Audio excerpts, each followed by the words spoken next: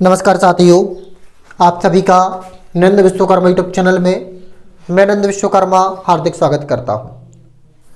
आज मैं आपको बताऊंगा कि बोर्ड एग्जाम में काफ़ी लिखने का सही तरीका क्या है। हमें बोर्ड एग्जाम में काफ़ी लिखते समय कौन कौन सी सावधानियां बरतनी चाहिए, क्योंकि यदि आपसे पूरी तरह काफ़ी बनती भी है, पूरा पेपर एग्जाम बनता भी है, लेकिन यदि आपने सही तरीके से काफ़ी नहीं लिखी है तो उसके नंबर मिलने के चांस उतने नहीं होते हैं जितनी आप उम्मीद करते हैं। जैसे कॉफ़ी है, इस कॉफ़ी का फर्स्ट पृष्ठ किस तरह भरते हैं इस पर भी अपने आप वीडियो बनाया है। यदि आप देखना चाहें तो उसकी लिंक ऊपर आई बटन पर आपको मिल जाएगी, वहाँ पर आप जाकर देख सकते हैं। तो हम बढ़ते हैं अपने चैप्टर की ओर बिना कोई समय बर्बाद किए हुए। तो देखें मित्रों, साथियों, कॉफ़ी लिखते समय सबसे पहले आपका जो कॉफ़ी का फर्स्ट पृष्ठ होगा उस पृष्ठ के आपको फर्स्ट लाइन में कुछ नहीं लिखना है, उस लाइन को आपको खाली छोड़ देना है। इस प्रकार आपकी कॉपी होगी। जैसे आपकी कॉपी का सेकंड पृष्ठ है, तो इस कॉपी में, इस प्रकार की कॉपी में आपको यहाँ पर प्रश्न क्रमांक नहीं डालना है। प्रश्न क्रमांक आपको कहाँ डालना है? तो प्रश्न क्रमांक आपको कॉपी के मिडिल में डालना है, इस प्रकार। और प्रश्न क्रमांक आपको डालने का कार्य वो ही ब्लैक इंक से करना है। अब बच्चे अक्सर कमेंट बॉक्स में कमेंट करते हैं कि सर हमें किस इंक का प्रयोग करना है, पेपर में किस इंक का प्रयोग नहीं करना है।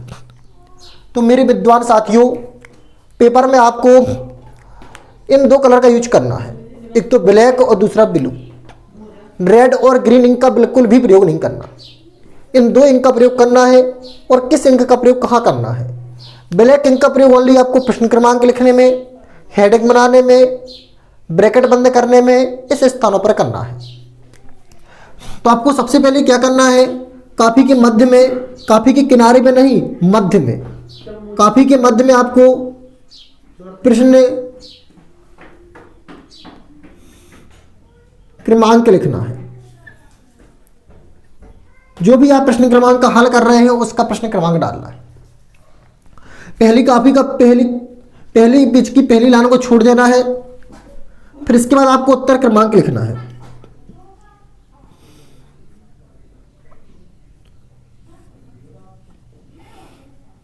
यदि आप इंग्लिश का पेपर कर रहे हैं तो आप क्वेश्चन डालेंगे। यदि आप क्वेश्चन इंग्लिश का कर रहे हैं, क्वेश्चन नंबर नहीं डालेंगे, ओनली क्वेश्चन डालेंगे। जैसे आप इंग्लिश का पेपर कर रहे हैं तो क्वेश्चन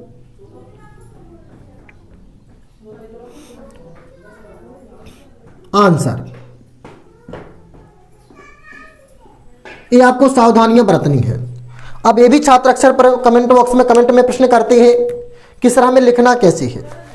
तो लिखने का सही तरीका है, जैसे आपका फर्स्ट पेज है, बच्चे कमेंट करते हैं कि यहाँ पर लिखना है, तो यहाँ पर तो आपका फर्स्ट पेज में फर्स्ट फिल करना है। आप यहाँ से लिखना प्रारंभ करेंगे।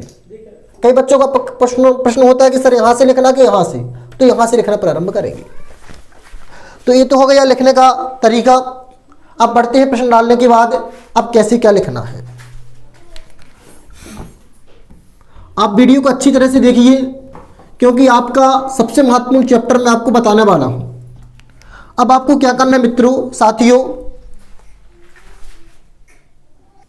तो देखिए मित्रों, अब जैसे कि अपन अनसीन पैसेज हल कर रहे हैं, तो अनसीन पैसेज के हल करते समय आपको क्या करना है, अनसीन पैसेज का पहला अक्षर लिखना है। जैसे कि मान लो कि अनसीन पैसेज योगा की है, फिर डैश करके आपको अनसीन पैसेज का अंतिम वर्ड लिख देना है, जो भी आपका होता है, पहला लिखने के बाद अंतिम। तो देखिए मित्रों, अब आपने अनसीन पैसेज लिखी, इसके बाद इसमें चारों ऑप्शन रहेंगे 5, तो आपको इस प्रकार क्रम बाय क्रम लिखना है। ऐसा नहीं करना है कि ए फिर बी फिर सी फिर डी, एक ही लाइन में सभी आंसर नहीं लिखना है। जो तरीका मैं आपको बता रहा हूँ वही आपको यूज करना है। आप चाहे तो यहाँ पर आंसर है उत्तर भी लिखकर लिख सकती थी, और नहीं चाहे तो आप ऊपर उत्तर क्रमांक डाल चुके हैं, तो आप ना चाहे तो नहीं भी लिख सकती है।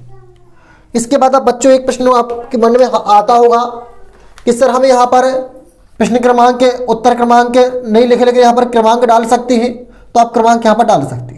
कोई प्रॉब्लम नहीं, कोई परेशानी नहीं, आप यहाँ पर क्रमांक डाल दीजिए। इसके बाद बढ़ते हैं हम अपने चैप्टर के अगले क्वेश्चन की ओर। तो देखिए मित्रों, आपको इस प्रकार करना है। अब यदि अथवा कर रहे हैं आप तो यहाँ पर अथवा डालना है। छात्र प्रश्न में विद्वान साथी प्रश्न करते हैं कि सर यदि हम अथवा न डालें तो कोई परेशानी है। आपको अथवा डालना जरूरी है, क्योंकि इससे आपको क्या हो जाएगा, क्वेश्चन आपका क्लियर हो जाएगा कि आप कौन सा क्वेश्चन कर रहे हैं, क्वेश्चन का किस प्रश्न का आंसर लिख रहे हैं। अब इसके बाद आपका अगला कार्य होता रहता है, आपको क्या करना है साथियों, पूरा प्रश्न लिखने के बाद यदि जब भी आपका पूरा मान लो कि आपका आंसर यहाँ तक कंप्लीट हो गया, तब आपको एक लाइन छोड़ना है और इसके बाद पुनः अगले क्वेश्चन की हेडिंग बनानी है। यदि आपके प्रश्न में जैसे कि आपका प्रश्न क्रमांक 1 है या 2 है, बहुत सारे क्वेश्चन है, जैसे आता है यानी 7 करिए, यानी 5 करिए, कोई 5 कोई 6, तब आपको एक बार उत्तर डाल दिया, फिर आपका पहला उत्तर कंप्लीट करना है, यहाँ तक हो गया, फिर लाइन छोड़ना, फिर बी डालना, फिर इसका वर्णन लिखना। इस प्रकार करना है आपको। यदि एक ही स्थान पर लिख रहे हैं, यदि आप कहीं और लिख रहे हैं, मान लो कि आपने 2 प्रश्न यहाँ पर किए, प्रश्न क्रमांक 4 के, और शेष क्वेश्चन कहीं और कर रहे हैं, तो दोबारा डालिए प्रश्न क्रमांक 4, उत्तर क्रमांक 4 और बी, इस प्रकार डालिए। जैसे आप कहीं और कर रहे हैं, रेगुलर कर रहे हैं तब आपको जरूरत नहीं है, लेकिन कहीं दूसरे स्थान पर कर रहे हैं। एक क्वेश्चन और छात्र करते हैं कि सर क्वेश्चन क्रम इस रूप में दिए हैं, हमने गिनती इस प्रकार डाल दी, तो कोई परेशानी है? तो मित्रों कोई परेशानी नहीं है, लेकिन जिस रूप में आपकी गिनती लिखी गई है उसी रूप में आप लिखिए। यदि आबासा लिखा तो आबासा लिखिए, ABC लिखा तो ABC लिखिए, रोमन गिनती लिखी तो रोमन गिनती का प्रयोग करिए। जिस तरह आपके क्वेश्चन की सीरियलिटी डली है उसी प्रकार लिखिएगा। अब हम बात करते हैं आगे, अगले चैप्टर की ओर बढ़ते हैं। इस विषय वस्तु को आप अच्छे से सुनिएगा। आप कभी भी जब आप इस पृष्ठ पर लिख रहे हैं और यदि आपका उत्तर आधा हुआ है, आधा इसमें जा रहा है आप, तब आपको यहां पर कंटिन्यू लिखना जरूरी है, CONTINUE इस प्रकार। और यदि यहां पर पूर्ण हो गया तब आपको कंटिन्यू नहीं लिखना है। अब आते इस पृष्ठ की बात। इस पृष्ठ में आपको नीचे की 2 लाइनों में PTO लिखना है, चाहे उत्तर आधा हो चाहे पूरा हो, क्योंकि इसका तात्पर्य होता है कृपया पेज पलटाइए। अब ऐसा नहीं है कि यदि आप PTO ना लिखेंगे तो नंबर कटेंगे, ऐसा कुछ नहीं होता, लेकिन आप जितनी काफी में अच्छी तरीके से दे सकते हैं उतना अच्छा दीजिए। अब इस प्रकार आप बढ़ते अपने अगले चैप्टर की ओर। अब यदि आप संदर्भ प्रसंग कर रहे हैं तो संदर्भ प्रसंग में भी इसी प्रकार करना है। कोई हेडिंग बना रहे हैं तो हेडिंग आपने बनाई, जैसे कि मान लो कि मैं हेडिंग बना के लिख रहा हूं प्रोनाउन,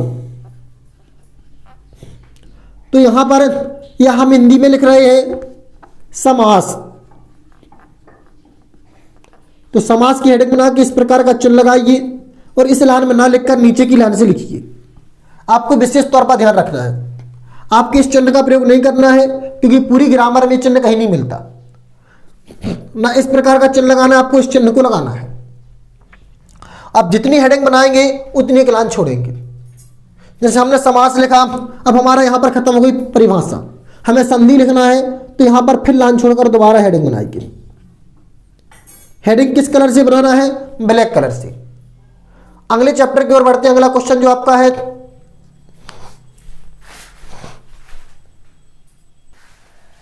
तो मित्रों एक विशेष तौर पर ध्यान रखना कि आपको यदि यानी 4 यानी 3 यानी 5 दिए हैं तो जितने क्वेश्चन आपको दिए गए उतने ही करना है। आपको ये नहीं करना है कि आपसे 6 के 6 क्वेश्चन बन रहे हैं, 4 के 4 बन रहे हैं तो आप सभी कर दो, क्योंकि ऐसे में क्या होगा कि आपने जो क्वेश्चन किए हैं अब वो सामने वाले पर डिपेंड करता है कि कौन 3 क्वेश्चन चेक कर रहा है। यदि उसने क्रमशः वो क्वेश्चन चेक किए और उनमें से आपका कोई गलत है, त्रुटिपूर्ण है, तो इसके कारण आपको उसके अंक प्राप्त नहीं होंगे। तो आपको विशेष तौर पर याद रखना है। अब हम बात करते हैं काफ़ी की सबसे महत्वपूर्ण बिंदु की, हम पूरक पुस्तिका लेते हैं। तो एक बात मित्रों याद रखना, जब पूरक पुस्तिका आप काफ़ी ले रहे हैं तो पूरक पुस्तिका काफ़ी में जब आप मान लें कि यहाँ पर लिख रहे हैं, आपका लास्ट पेज है, इस लास्ट पेज में आपके यहाँ पर पहुँच गए लिखते समय, तो आप काफ़ी पूरक पुस्तिका जो दे रहे हैं पर्यवेक्षक उनसे मांगिए जिनकी ड्यूटी लगी है, क्योंकि आप यदि अंतिम पेज पर आकर यहाँ पर काफ़ी मांगे तो तत्काल आपको मिलेगी नहीं, आपका समय बर्बाद होगा।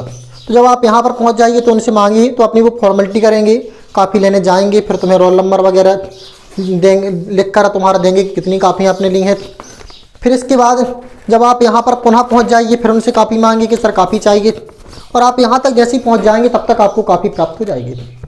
अब जब आपको कापी प्राप्त हो जाती है तब आप नीचे, अगर आपका लास्ट उत्तर है, मान लो कि यदि आप प्रश्न क्रमांक 18वां लिख रहे हैं, उसका आधा उत्तर इसमें आया, आधा अगले में आना है, तो आप क्या लिखेंगे? प्रश्न क्रमांक 18वां का शेष उत्तर पूरक पुस्तिका क्रमांक ए में, और कापी में जो पूरक पुस्तकालय सप्लीमेंट्री की कापी जिसे हम कहते हैं लूज कापी भी कई लोग कहते हैं, तो उसमें उसके ऊपरी सिरे पर ABC डालें। क्यों हम ऐसा कह रहे हैं ऊपरी सिरे पर ABC डालें? क्योंकि कई बार हम एक से अधिक पूरक पुस्तका लेते हैं और तब उन्हें हमें सेट करने में देखना पड़ता है कि कौन ए है कौन बी है, पहले कौन लगाना है बाद में कौन लगाना है। यदि ABC लिखेंगे तो आसानी से आप उसे उठा के लगा सकते हैं। तो ये कार्य तो हो गया। अब पूरक पुस्तिका में जब आप फर्स्ट टाइम स्टार्ट करते हैं लिखना, तो आप यदि आधा उत्तर लिख रहे हैं इसमें, तो आप डालेंगे पूरक प्रश्न क्रमांक 18वां का शेष उत्तर। यदि मान लो कि 18वां यहाँ 17 यहाँ पर बन चुके हैं, अब 18वां लिख रहे हैं, तो आपको पूरक पुस्तिका नहीं लिखना है, आपको फिर क्या लिखना है? शेष प्रश्नों के उत्तर।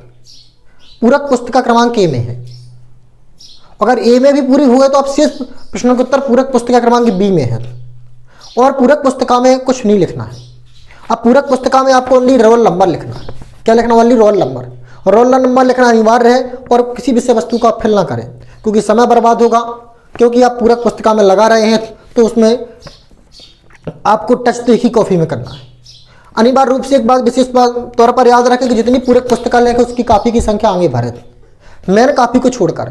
जैसे मेरी मैन कापी है, मैंने पूरक पुस्तिका क्रमांक दूसरी उठाकर ये लगाई है, ये मैंने पूरक पुस्तिका क्रमांक ये आपकी ली है, तो मैं इसका क्या डालूंगा? एक मैंने लगाई है तो इसे हम एक देंगे। इस कापी मैन कापी को काउंट नहीं करेंगे। तो इस प्रकार यदि आप तैयारी से करते हैं तो बड़ी ही आसानी से कापी लिख सकते हैं और अच्छे से अच्छे अंक प्राप्त कर सकते हैं। अब सेकंड कार्य होता है, जब आपकी कापी पूर्ण हो जाए तब आपको क्या करना है मित्रों? कापी के अंत में इंड लिखकर इस प्रकार क्रॉस कर देना है। ऐसा तब करना जब आप कापी जमा करने लगे, ये आपसे पूरे उत्तर बन गए हैं, इस प्रकार तब करना। ऐसा क्यों करना? क्योंकि यदि कोई कुछ लिखना चाहे तो आपकी क्रॉस के कारण वो मान्य नहीं होगा। अंतिम जब आपका कापी के इस साइड लिख रहे हैं, कापी में लिखते समय यहाँ पर तो आपकी लाइन खिंची ही है, यहाँ पर पेन स्केल की सहायता से पतली लाइन खींच लीजिए। तो इस प्रकार आपको उत्तर लिखना है और इस प्रकार आपको कॉपी लिखना है, जिससे आप अच्छे से अच्छे अंक प्राप्त कर सकें। यदि आपको वीडियो अच्छा लगा तो वीडियो को लाइक कर दीजिए। चैनल पर इसी तरह की जानकारी प्राप्त करने के लिए चैनल को सब्सक्राइब कर लीजिए। नमस्कार मित्रों, जय माता दी, राधे राधे, जय श्री राम।